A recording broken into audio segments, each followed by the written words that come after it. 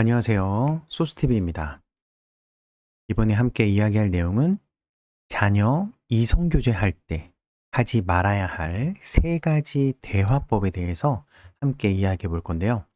여기 내용은 오은영 박사님이 TV에서 아이들에게 이야기해 준 내용, 상담한 내용을 포함하고 있습니다. 이번에는 자녀들이 이성과 만날 때 어떻게 우리 부모님들, 우리 선생님들이 그들과 대화를 하는 것이 더 좋을지에 관해서 함께 이야기해 보겠습니다.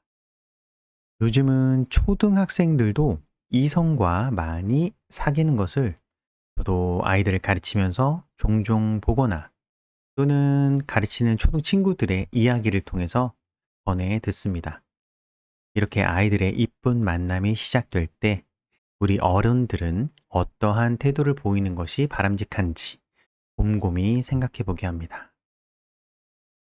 네, 우선은 자녀가 이성교제를 할 때 우리 어른들이 하지 말아야 할 대화법 세 가지를 말씀드리고 또 바람직한 대화법은 어떤 것이 있는지 오은영 박사님이 말씀하신 말을 인용해서 한번 함께 말해 보도록 하겠습니다.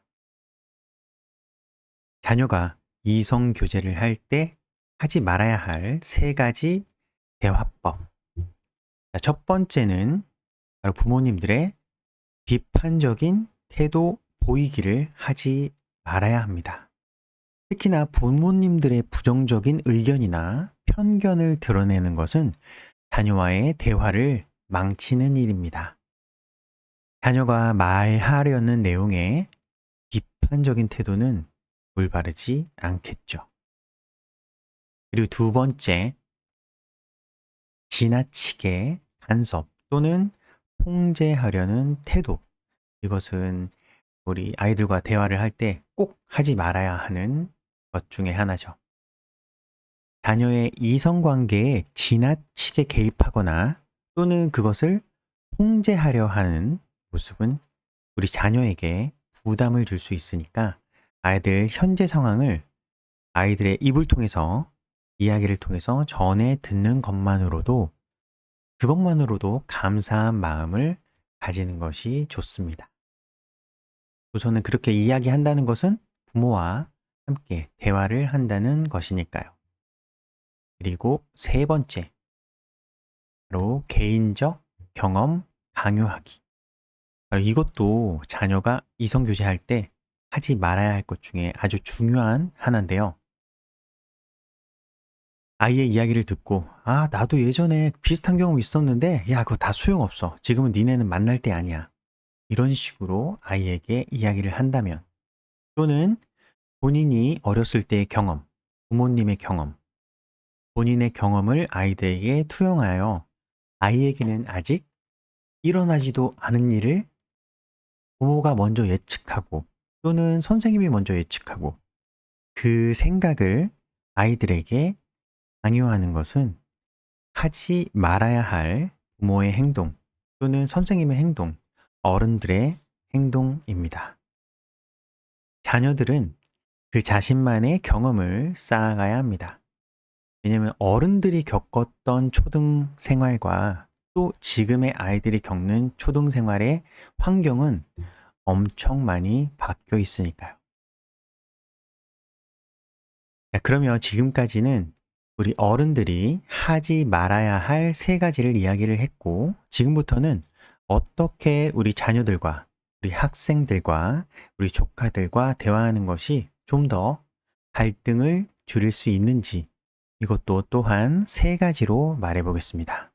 그리고 바람직한 예시 질문도 함께 공유해 보려고 합니다. 자, 우선 첫 번째로는 이성 친구의 좋은 점을 묻는 거예요. 그 만나는 친구의 어떤 점이 너의 마음을 움직였어? 그리고 그 친구 생각과 네 생각이 비슷한 점이 있어? 또 비슷하지 않다면 또 어떤 점이 또 달라? 또 다른 점이 있다면 그건 무엇이었어? 이렇게 한꺼번에 모든 걸 질문하는 것이 아니라 대화를 하면서 하나하나씩 풀어서 질문을 하는 것이겠죠. 이렇게 자녀가 만나는 이성의 좋은 점과 생각들을 물어보고 공유하는 것을 권해드립니다. 이성 친구의 좋은 점, 그 친구가 어떤 점이 좋은지 묻는 것. 그리고 두 번째, 자녀의 마음 상태 묻기 또는 조카 또는 제자가 되겠죠. 지금 만나는 그 이성 친구와 이야기를 하면서 네가 새롭게 알게 된 것이 있어?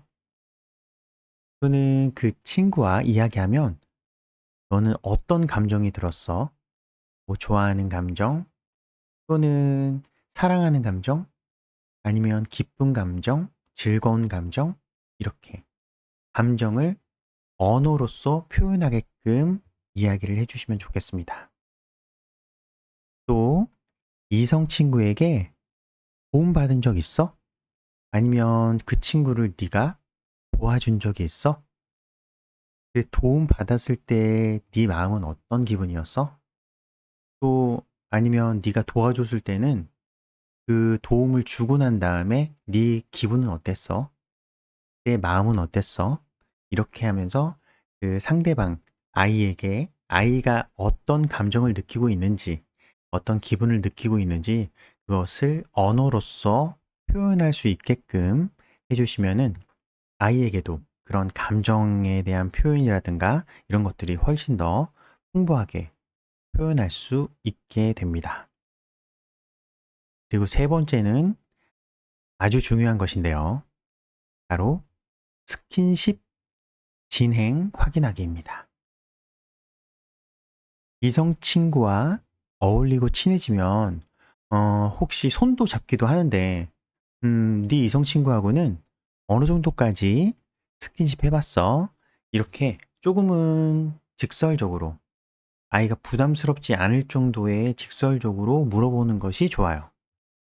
왜냐하면 지금의 초등학생이나 중학생은 아직 성숙하지 않기 때문에 어른으로서 또는 보호자로서 어느 정도까지는 알고 있는 것이 아이에게도 좋고 부모에게도 좋은 것이기 때문에 그 진행 정도를 파악하는 것이 굉장히 중요합니다. 이 이야기는 꽤 긴 이야기여서 따로 아이들의 스킨십에 관해서는 다른 영상을 지금 준비 중에 있습니다. 거기서 집중적으로 다루도록 하겠습니다. 이렇게 아이와 이야기할 때 이성 친구의 좋은 점 묻기, 자녀의 마음 상태 물어보기, 그리고 스킨십 진행 상태 확인하기. 이렇게 이야기를 할 땐 부모님들의 태도가 정말 중요한데요. 바로 부모님이 가져야 할 태도는 아이들과 대화 나눌 때 개방적이고 수용적이어야 합니다. 개방적이라는 것은 간단히 아이들의 다양한 경험을 함께 나눌 수 있고, 혹시 아이들이 이야기를 하는데 당황스러운 내용이 나오더라도 그 내용을, 그 전부를 꼭 안아주는 태도, 모두 수용하는 태도가 정말 중요합니다. 그리고 아동과 청소년들이 이성교제를 할 때, 이성을 만날 때 긍정적 기능을 말씀드리겠습니다. 이 긍정적 기능은요, 우선 좋은 점, 청소년의 사회화에 도움이 됩니다. 또 아동의 사회화도 도움이 됩니다. 이 사회화 된다는 것은 어른과의 관계 또는 동성 친구들과의 관계, 지금 만나고 있는 이성 친구와의 관계, 이 모든 것이 이 사회화라는 말에 포함되는데요. 바로 이성 친구와의 관계가 사회화되는 과정에 포함되는 것이죠. 동성 친구와의 관계에서는 배우지 못했던 그런 감정들 또는 세심한 행동들, 이런 것들이 아이들에게 다양하게 긍정적으로 영향을 줍니다. 그리고 이 시기에는 스스로 평가할 수 있는 아이들의 자아 평가를 하는 시기이기도 한데요. 여기에서 이성 친구가 자신을 좋아해 주면 어떤 기분을 느끼냐면, 내가 좋은 면이 있네? 내가 좀 멋진 면이 있나 보네? 이러면서 자존감도 올라가고, 매력적인 모습이 나한테 있네? 라고 생각할 수도 있고, 또 이러한 친구들을 보면 또 이성에게 멋지게 보이게끔 자신을 조금 더 깔끔하고 청결하고 멋지게 또는 이쁘게 꾸밀 수 있는 아주 긍정적인 모습이 생깁니다. 그리고 또 이때 아이들은 세상을 바라보는 관점이 형성되는 시기입니다. 이것은 사람들과의 관계에서 생기는 갈등을 해결하는 바람직하고 일관된 방식으로 다른 사람을 대하는 인격, 바로 인격이 형성되는 시점인데, 바로 이 아동 청소년기에 아주 중요한 역할을 할 수 있습니다. 그런 경험이 쌓이고 또는 그 만남이 좋게 유지가 되고 또는 좋지 않게 되더라도 그런 것들은 아이들이 자라날 때, 아이들의 인격이 형성될 때 긍정적으로 도움이 됩니다. 혹시 슬픔을 느꼈다고 해도 그것은 도움이 되는 일입니다. 이렇게 오은영 박사님은 이성 친구를 아동 청소년기에 만나는 것이 아이들의 인격 형성에 도움이 된다고 이야기를 했습니다. 여기서 함께 이야기해본 세 가지 대화법, 그리고 오은영 박사님이 전하는 긍정적인 메시지, 그리고 아이들과 이야기를 할 때 어떻게 이야기해야 하는지 함께 이야기해 보았습니다. 네, 다음 시간에도 아이들과 관련된 상담 내용이 있을 때는 또 찾아뵙도록 하겠습니다. 감사합니다. 소스TV 소쌤이었습니다.